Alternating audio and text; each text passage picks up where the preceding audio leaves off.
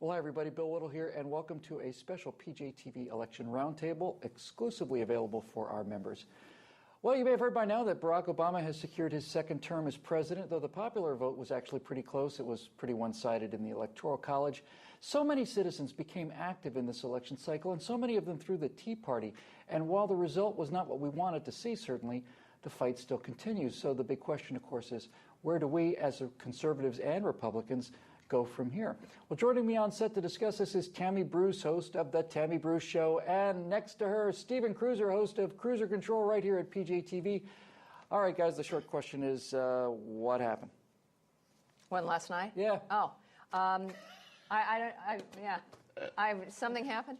Yeah, it's, boy, it was a crazy evening, wasn't it? And for Tea Partiers, and I think we've all had our share of experience and we know what this is about. It was surprising. We are optimistic people. We thought, certainly with all the messages we got, that it would be better, that at least certainly even had a chance of taking the White House. What's interesting is what Tea Party gave the country in 2010, we maintained, which was the House of Representatives, the purse strings. I find that sort of appropriate, obviously.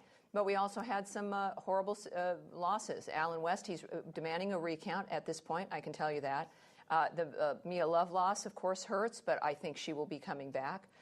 So it was a mixed bag, but I do think that the Tea Partiers are very much like, and we're certainly the core of the American framework, that we saw after the 2010 victories. We didn't really see the machine do much with that, did we?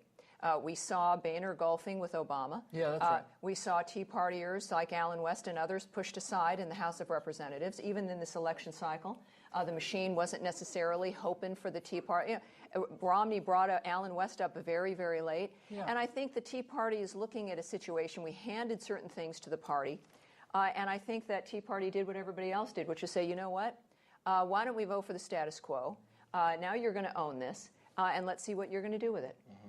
What do you think, Steve? Do you think we turned out in full force? I mean, we're going to get into the details and the specifics during the course of this next show for the next 20 minutes or so, 25 minutes. But the short form is, what do you think happened last night? I think that first you ran into the old problem that it's hard to unseat an incumbent. You know, the history tells you that. An incumbent presiding over a train wreck economy is usually easy to get out, but we've never had the combination where the media has basically been lying about a recovery and good news and things that weren't actually happening. I mean, this economy has been stagnant at best. Mm-hmm. I mean, the rate of growth is not sustainable. It never has been. Doesn't matter what this good news is on the jobs are here. And the media has been lying about that, and they've been covering for him. And it's still, I do think that most mainstream media is in its last days. I mean, the print media is going down, everything else, but this was their last big to do. We've never seen the press as complicit in covering for a president ever. And I still think that was largely responsible for what happened last night. Also, the electorate is so much bigger, of course, for a presidential election. So I think the Tea Party intent was much more intensely felt in 2010, but it also showed you that Tea Party was in a bit immune, which is when we say Tea Party, we know that the basic average stakeholder in this country was immune from what the media was going to be doing. The issue was in the broadening of this electorate this time, because of a presidential race, are the low information voters, those who are not Tea Party, those who really haven't been paying attention to anything, and were, of course, as a result, foolishly celebrating last night, when those are going to be the people who are going to be hit the hardest. So let's just take this as a way to maybe frame the discussion. Let's say there's the Tea Party conservatives in the Republican Party and the establishment Republicans. Which one do you think showed up more last night? Do you think it was the Tea Party that decided not to come to this dance, or do you think that the Tea Party said, we've been crawling over glass to vote for Obama for 3.5 years and we're going to be there by God? Tea Party showed up.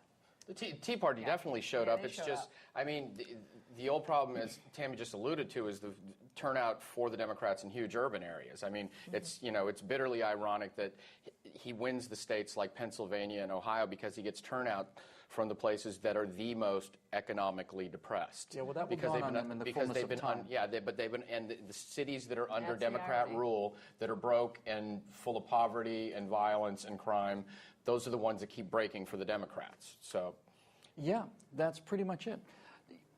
I think the question that speaking, all three of us are Tea Party activists. We speak at events. We see the Tea Party. We know certainly they are the most heartbroken people in America. They've worked tirelessly for 4 years now, certainly three, and people who've never been active politically in their lives for this day, and they're heartbroken.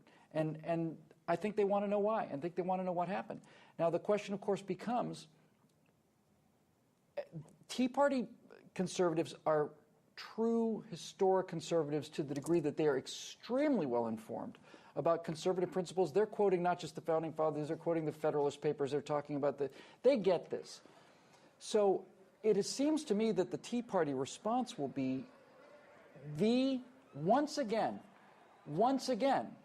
we accepted a moderate, we accepted probably the most liberal of all of the potential candidates on the stage, and once again we were told that this is the only guy who has a chance to beat this guy, and once again we went along, and once again we crawled on broken glass and did the groundwork and got people out and put up the yard signs, and once again we lost. Oh, but it really is going to take, and you've been tweeting about this as well, this is a long slog. I mean, this is not, we can't get caught up into what the Democrats do, which is, this is going to, Obama's going to fill up my car with gas tomorrow. Where is my $10 million right now? This is more than one cycle we're going to have to be dealing with. We know we're right, and yet as we've gotten into, as the Tea Party activists who hadn't been actually politically active but had been informed, get into the muck, there's a realization of, my gosh, this has been going on for 70 years. And the timeline that it's going to take, it is about the pipeline and who is going to be in charge of bringing those candidates into the party. I agree with that, but I don't. 2014. I completely agree with that argument about the timeline and how it takes time to sort of flush new coolant into the system. But Steve, 2010 was an ideological election. This was an ideological election. We are going to send people to Washington to stop Barack Obama's signature policy, and it was one of the greatest Republican wins in the history of the country. And now we have 2012 with Obamacare upon us, and the argument was utterly unpolitical, utterly. It had nothing to do with ideology, this election. Romney's position was economy, economy, economy. You didn't hear anything like this kind of fired-up statement of principles. And if you're a Tea Party conservative, you kind of want to say, well, that's why we lost the damn thing. I would go that route all along. I haven't been that emotional because I've been through this a lot, for one. And the other reason is because I've been, Romney never was my guy. I've been kind of preparing for this all along. The last few weeks, I've tried to rah-rah cheerlead people a little more, but I was never that on board with this. And what worries me right now, but I think it'll be fine, is that the Tea Party movement did bring so many new people to politics, and then their first election out the gate, they had huge success. Now, it's, as we were talking right before we started, it's how you respond to the loss and to the adversity, and so many people had their emotions invested in it. I was teasing some of them. I said, don't feel your politics. That's the Democrat thing, okay? We got to do our politics up in our heads right now. But I understand that they're crestfallen, but I hope that this makes them do exactly what you're saying, where we really have to hold their feet to the fire. We keep saying that. We've got to, Boehner's already today saying, well, maybe we can have higher taxes in the right circumstances to avoid the fiscal cliff. We got to just keep purging from the bottom up and not relent at all on that. But Tammy, what do you think? Do you think that the a lot of people said the Tea Party was dead. Our consensus is that it just went underground. Do you think that people are going to they're going to say, hey, I worked my absolute heart out for 4 years, and this is what we got, I'm done? Look, the Tea Party isn't even a movement. It was a reflection of something that happened to the American people. It was born of this kind of problem. So we can't suggest that a reminder of the problem is going to make the thing that was born of the problem suddenly go away. The Tea Party response was something that, it was a reflection, all the rallies, everything we went to was a reflection of something that had already occurred. 2008, I think, inured all of us to this kind of news in a certain way, and some of the romance is gone. But I think that when you look at the choices that are made, and you bring up, 2010 was ideological, and what happened? We do still have Obamacare, don't we? And what was the thing that Boehner said, oh, yeah, we're going to stop that thing? Yeah. Well, I know that there's mitigating factors with the Senate and everything else, but the fact of the matter is there were many opportunities. They've even expanded it at one point to apply to veterinarians. So if you're Tea Party And then the election of John Boehner, in and of itself, when we took it over in 2010 with Tea Party, the epitome of a machine man, right. I think sent a message to Tea Party that, look, this is a longer haul. We aren't going to reward and expect the GOP machine to do our bidding. And 2014 is going to be another chance for us to make another difference. And for the impact we can have in the House and the Senate, just like we did during the first amnesty fight. Amnesty is going to come up again. Our job as Americans and as Tea Party is going to continue.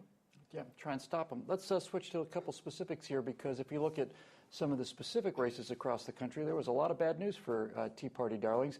Allen West was defeated in Florida. Now he's calling for a recount. It was very, very close. Allen West, of course, was a victim of redistricting at the kind of a last-minute sort of thing, and never really had enough time to get his feet really underneath him, so whether or not he wins that recount seems rather dubious at this point, but he's calling for it. Joe Walsh in Illinois, and Mia Love, who became an absolute darling of conservatives with her terrific performance at the RNC, has lost a close race in Utah.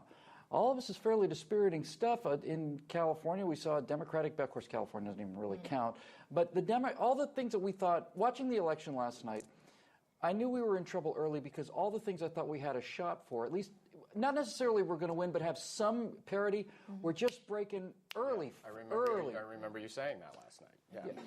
What do you think, Steve? Do you think that these? Well, let's just ask the painful question. Do you think the country repudiated Tea Party candidates and values across the board? It will be reported as such, but that's not what happened. This ended up being a huge turnout thing, a much greater voter enthusiasm for the Democrats than we anticipated. That was one of the big game changers last night, and the overwhelming numbers are what helped defeat some of these people. I don't think it was a repudiation of an ideology.